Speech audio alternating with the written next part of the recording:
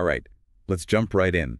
We're taking a look at this training guide, and it's all about how indigenous communities in Peru can really get involved in their local governments. Yeah, it's fascinating, isn't it? It is. It's like a step-by-step guide for making change happen. I'm honestly pretty impressed. What I find really interesting is who it's actually written for. Oh, yeah. It's not for, academics or politicians. Right. It's directly for indigenous community leaders. It's like handing them the tools. Exactly. And that makes sense considering what we want to get out of this deep dive, right?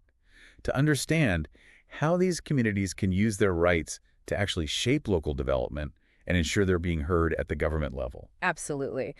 We often think about local government as something that just kind of happens to us, but this guide flips that on its head. It does. It empowers communities to be active participants, not just sitting back and watching. I love that. Okay, so to set the scene a bit, the guide starts by explaining how the Peruvian government works. 3 levels: national, regional, and municipal, each with its own set of powers and responsibilities. And while understanding the national level, with its executive, legislative, and judicial branches is important, this guide focuses on the municipal level. Because that's where the real impact is, right? Right. Municipalities are the ones dealing with the everyday things that directly impact people's lives. Exactly.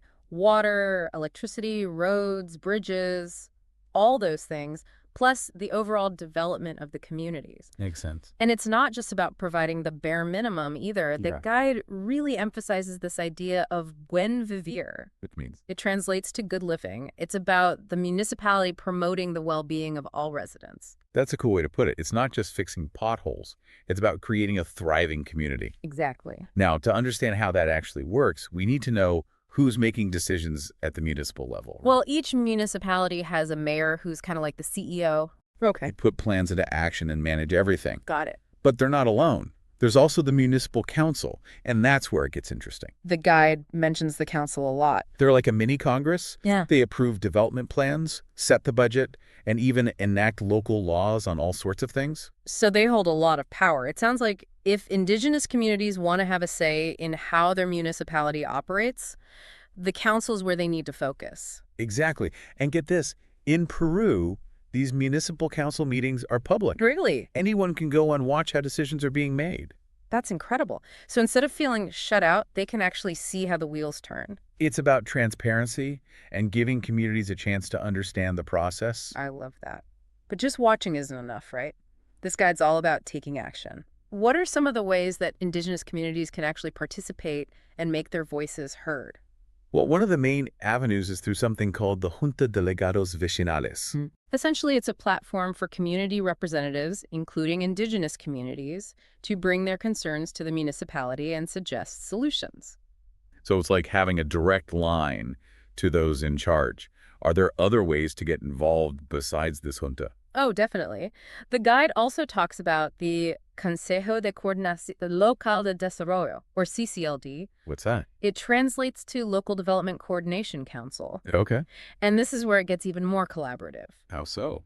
The CCLD brings community representatives and municipal officials together. So they're working together. Side by side, they actually shape development plans and budgets together. That sounds much more effective than just, showing up and hoping to be heard. It's a real partnership. But what if there's something urgent a community needs to address? Is there a way to, get the municipality's attention quickly? Absolutely. There's the Cabildo Abierto. What's that? It's like an open town hall meeting where any citizen can speak directly to officials, voice their concerns, ask questions. So it's taking democracy straight to the source. Exactly. I love that. But it can't always be town hall meetings, right? Well, the guide also gets into the specifics of citizen rights. Good. The right to file complaints, request information about how decisions are being made, and even propose new local laws. So it's not just about reacting to what the municipality is doing. It's about proactively shaping the agenda.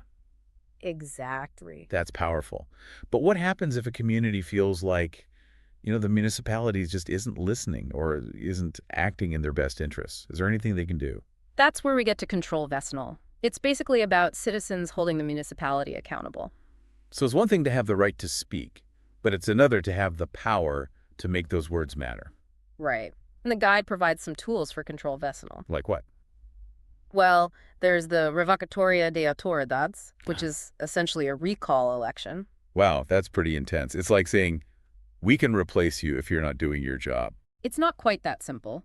The guide outlines specific conditions, like a certain percentage of voters needing to sign a petition, and then a majority vote for the recall in a special election. So there are safeguards in place. Exactly. But still, it's pretty amazing that such a thing exists. And then there's the demanda de rendición de cuentas, What does that mean? demand for accountability. It's all about transparency, giving communities the right to ask officials to explain their actions and how they're using public funds. So it's about making sure things are being done honestly and openly. Exactly. It seems like these tools really put the power back in the hands of the people.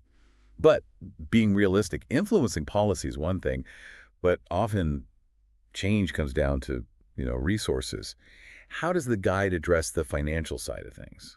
That's where it gets really fascinating. The guide talks about the presupuesto público, the public budget. Yeah. It emphasizes that this budget, which comes from taxes, belongs to the people. It's not the government's money, it's the people's money. Right. And that leads to the idea of presupuesto participativo.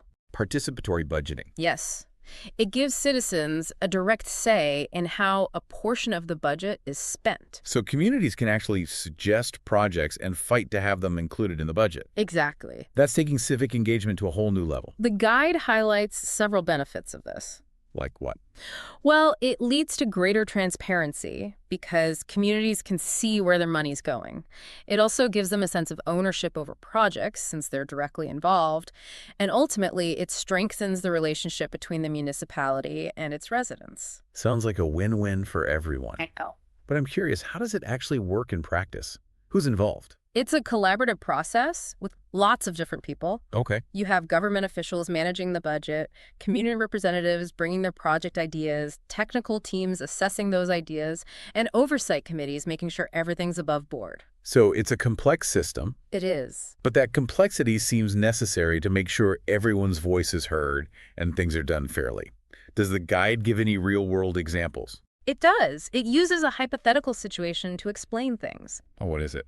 Imagine several indigenous communities separated by a ravine. Okay. This makes travel and trade difficult. Through participatory budgeting, they could propose building a bridge and then advocate for it to be included in the budget. I see. They can make their case, explaining how a bridge would benefit not just them, but the whole region. Exactly. And the guide goes even further. It provides tools and templates to help communities be effective advocates. There are sample letters and forms they can use. So it's not just theory, it's equipping them with the know-how to actually participate. Exactly. It's a roadmap for making things happen. It's amazing how this guide really takes you through everything. It's more than just, inspiring action. It's really giving communities the tools they need. Thinking bigger picture, what makes participatory budgeting actually work? Are there certain things that, make a community more likely to get their project funded? That's a great question, and the guide does address that. Oh, good. One key thing is having strong community organization. Makes sense. If everyone's united and they have a clear vision of what they want. They're more likely to be successful. Exactly. What else? The guide also stresses the need for technical expertise. Oh, right. It's not enough to just have an idea. You need a solid proposal that explains the project, the budget, the benefits. So, working with engineers or planners who can help put it all together. Exactly. Got it. And of course, building relationships with municipal officials is huge. Yeah, it can't just be us versus them. Right. Participatory budgeting works best when both sides are willing to work together. That kind of trust takes time. It does. It makes me wonder, though, are there specific challenges indigenous communities in Peru face when trying to participate? Definitely. The guide acknowledges those challenges. Like what? Well, language barriers are a big one. Ah, right. Many indigenous communities speak languages other than Spanish, which is the official language. That makes participation tough. It does. It's a reminder that even simple things can create barriers. What other challenges are there? A history of marginalization and discrimination. Right. Many communities have been excluded from power for so long. It's sad, but not surprising. It can lead to a lack of trust in the government. And feeling like their voices won't be heard. Exactly. Which shows how important it is to build that trust and make things more inclusive. Absolutely. It sounds like this guide is more than just a how-to manual. It's encouraging communities to stand up for themselves. It is. It's about empowering them to take control of their future and make Buen Vivir a reality. And that brings us back to you, the listener. We've explored this amazing guide looking at how Peruvian municipalities work, how to participate, and the challenges involved. Now, what about your community? What are you passionate about? What changes do you want to see? Think about the principles we've discussed. They can apply anywhere. Exactly. Whether it's improving schools, creating more green spaces, or fighting inequality, this guide can help you make a difference. It could be the start of something incredible. And we can't wait to see what you achieve. That's all the time we have for today's deep dive. But remember, learning doesn't stop here. Stay curious, stay engaged, and keep making your voice heard.